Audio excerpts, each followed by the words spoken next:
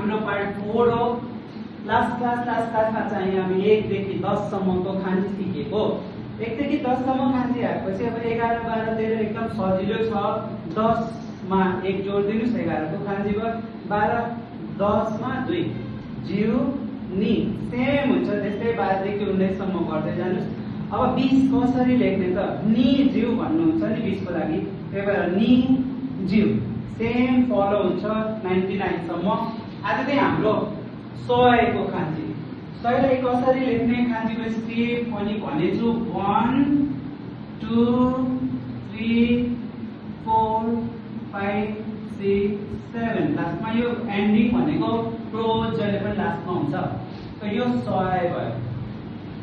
1000 भनेको तपाईको खाताकानामा पनि धेरै खान्जी आउँछ। पहिला पनि भनेको थिएँ खाताकानाको ची भनेको 1000 भयो।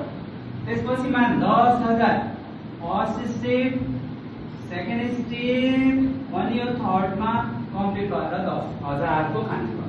त्यसपछि फोर्थ नम्बरमा येन भनेको जापानिज मनी, जापानिज करेन्सी। कसरी लेख्ने? First step, second step, third step, 4 and then 5। यो चाहिँ तपाईको येन भयो, जापानिज मनी। त्यसपछि फिफ्थ नम्बर भनेको ही को खान्जी। ही पनि फर्स्ट स्टेप माथि तल, लेफ्ट राइट, माथि तल, बक्स क्लोज। यसलाई ही भनिन्छ। ही भनेको सन।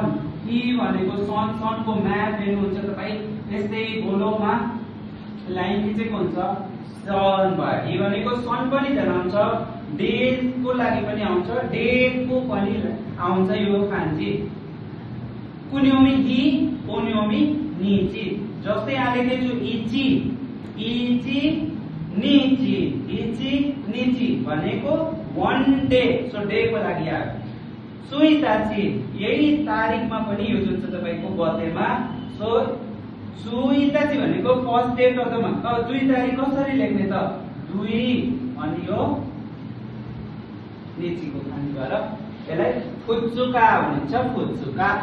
त्यसपछि एउटा अर्को वर्ड नाकाको खान्जी लास्ट भिडियोमा सिकाएको थिएँ। यो के थियो? नाका। र जापानिज मा चाहिँ नाका भयो र अरु खान्जीसँग अट्याच दुईटा खान्जी छ। यसको रिडिङ जिउ लेखाएको थिएँ। त्यही भएर यहाँ जिउ, इची निची जिउ, इची निची जिउ भनेको होल डे। 5 6 नम्बर लास्ट आजको लागि की। की 1 2 3 4। यो की भनेको ट्री, रुखको खान्जी हो। सो 6 वटा खान्जी आज सिक्यौं। अब यो तपाईले राम्रोसँग 6 वटा आयो भने नेक्स्ट क्लासमा यो खान्जी सम्बन्धित नै नयाँ खान्जी हामी सिक्ने छौं। राम्रोसँग पढ्नु होला नेक्स्ट क्लासमा।